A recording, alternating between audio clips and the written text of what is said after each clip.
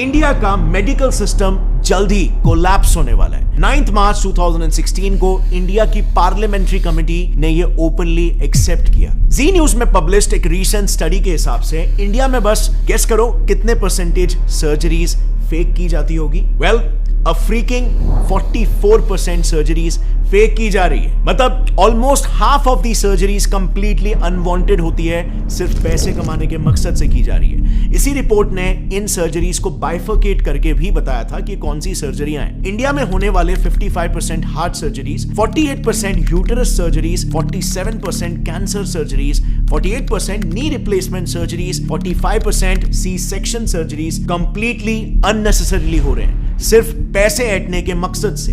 Reason सिर्फ और सिर्फ एक, कॉर्पोरेटाइजेशन ऑफ हॉस्पिटल्स, यानी कि हॉस्पिटल्स को भी कॉर्पोरेट कंपनीज की तरह टारगेट और प्रॉफिट सेंट्रिक बना देना। एक काफी इंटरेस्टिंग रिसर्च पेपर है जिसमें रिसर्चर्स ने महाराष्ट्र के टॉप हॉस्पिटल्स के 43 specialist doctors, senior government x officials और कॉर्पोरेट हॉस्पिटल्स के मैनेजर्स को तक इंटरव्यू किया, ताकि वो इन हॉस्पिटल्स में जो कंपनीज की तरह ही टारगेट बेस्ड स्ट्रक्चर चल रहा है उसे पब्लिकली एक्सपोज कर पाए। And the results were shocking. So, सबसे पहले तो सैलरीज की बात करते हैं।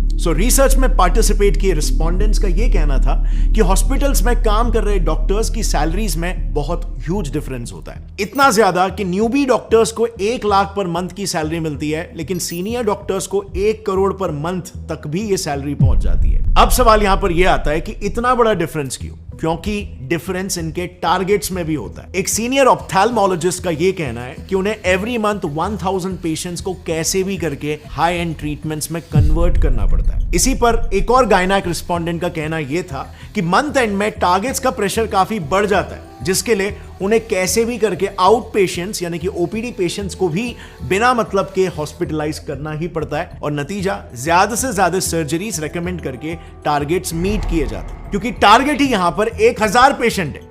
अब आप खुद ही सोचो, हर हॉस्पिटल में, हर डिपार्टमेंट, जैसे ऑप्थेल्मोलॉजी में ही ले लो, उसमें मिनिमम 5 से 6 डॉक्टर्स होते हैं और सबको सिमिलर टारगेट्स दिए जाते हैं। तो just imagine hospitals profit and our loss. And by the way, these targets are taken very seriously. उसी रिसर्च में कई सारे सीनियर डॉक्टर्स का यह कहना था कि अगर कोई डॉक्टर अपने टारगेट्स को लगातार 2 महीनों तक मिस करता है तो बिल्कुल कॉर्पोरेट्स जैसा ही उसको वर्बल वार्निंग मिल जाएगी या फिर एक मेमो दिया जाएगा, और उसके बाद भी अगर टारगेट्स मीट नहीं होते तो of course tata bye bye. सो आप यहां पर देख सकते हो हॉस्पिटल इंडस्ट्री कैसे एक सर्विस इंडस्ट्री होनी चाहिए, जिसमें कस्टमर, पेशेंट टॉप प्रायोरिटी होना चाहिए, बट यहां पे प्रॉफिट टॉप प्रायोरिटी हो जा रहा है। और bye the way, in targets का ट्रैक भी हॉस्पिटल हायर्ड मैनेजमेंट प्रोफेशनल्स यानी कि एमबीएस, जो कि बड़े बड़े एमएनसीज में ऑपरेटिंग ऑफिसर्स, एग्जीक्यूटिव, सुपरवाइजर्स ऐसे काम करते हैं। ये लोग बकायदा डॉक्टर्स के इन टारगेट्स का ट्रैक रखते हैं, एंड ऑफ कोर्स यहां पर डॉक्टर्स भी उतने ही डेडिकेशन के साथ ये टारगेट्स को पूरा करते हैं, क्योंकि जैसे हमने देखा उनकी सैलरी बहुत ही हाई होती है। लेकिन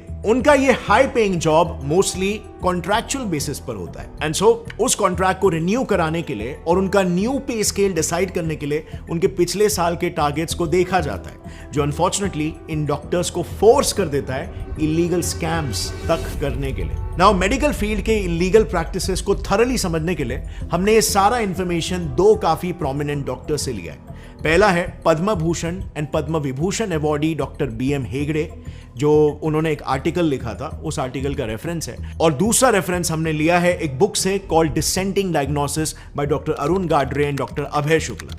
लेकिन काफी ढूंढने के बावजूद भी हमें ये बुक ऐसे पब्लिकली अवेलेबल नहीं मिली, लेकिन हमें बिजनेस इनसाइडर का एक आर्टिकल मिल गया जिसमें उस बुक के कुछ मेन एक्सर्प्ट्स अवेलेबल है। Starting with the first scam, जो इतना घिनौना है कि इंसानियत भी काइंड ऑफ शर्मा जाए। Keeping dead patients alive. Times of India ने ऐसे कई सारे केसेस पर एक रिपोर्ट पब्लिश की है जिसमें डॉक्टर्स डेड पेशेंट्स को भी जिंदा बताकर उनके ट्रीटमेंट्स चालू रखते हैं, ताकि ज्यादा से ज्यादा पैसे बनाए जा सके, और फिर अंत में जाकर सच्चाई पब्लिक करते हैं। TOI में ही पब्लिश्ड एक केस में एक हॉस्पिटल ने पेरेंट्स को बिना बताए उनके 14 साल के ब्रेन डेड बच्चे को 1 महीने तक वेंटिलेटर पर रखा। 1 महीने तक जो बच्चा मर चुका था उसे जिंदा बताया गया और वेंटिलेटर पर रखा, खर्चा जनरेट किया, एंड बाद में हॉस्पिटल गिल्टी प्रूव भी हुआ, एंड उनकी फैमिली को 5 लाख रुपए कॉम्पेंसेशन के लिए दिए। अब 5 लाख रुपए मॉनेटरी कॉम्पेंसेशन तो हॉस्पिटल को देने पड़े, बट ये आप और मैं भी जानते हैं कि उस वक्त पेरेंट्स ने जब ये बात सुनी होगी, जब ये सच्चाई उन्हें पता चली होगी, तो उन पर क्या बीती होगी।